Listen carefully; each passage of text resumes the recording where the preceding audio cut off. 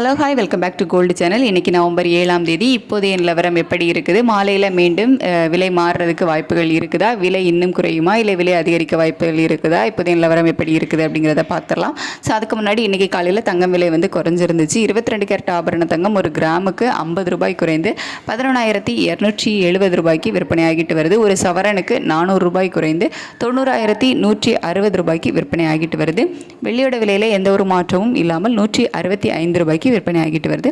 இப்படிப்பட்ட சூழ்நிலை இப்போது நிலவரம் எப்படி இருக்குது அப்படின்னு பார்த்தீங்கன்னா, சர்வதேச அளவில் மீண்டும் வந்து தங்கம் விலை அதிகரிக்க தொடங்கி இருக்கு.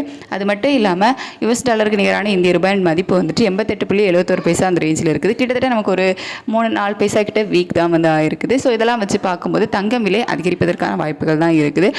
ஸோ எவ்வளோ ரூபாய் வரைக்கும் இப்போதைய நிலவரப்படி அதிகரிப்பதற்கான வாய்ப்புகள் இருக்குது அப்படின்னு பார்த்தீங்கன்னா, ஒரு 30 ரூபாயிலிருந்து 60 ரூபாய் வரைக்குமே விலை அதிகரிப்பதற்கான வாய்ப்புகள் இருக்குது.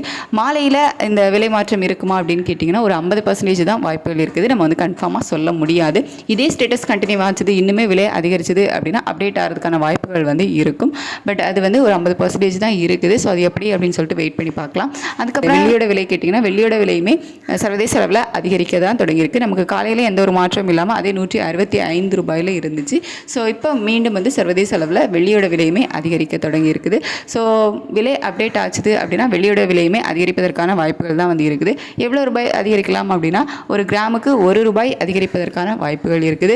தங்கம் மற்றும் வெள்ளி இரண்டுமே வந்து சர்வதேச அளவில் அதிகரித்து தான் காணப்படுது. ஸோ ஒரு சின்ன ஏற்றம் தான் இப்போதைக்கு போயிருக்குது.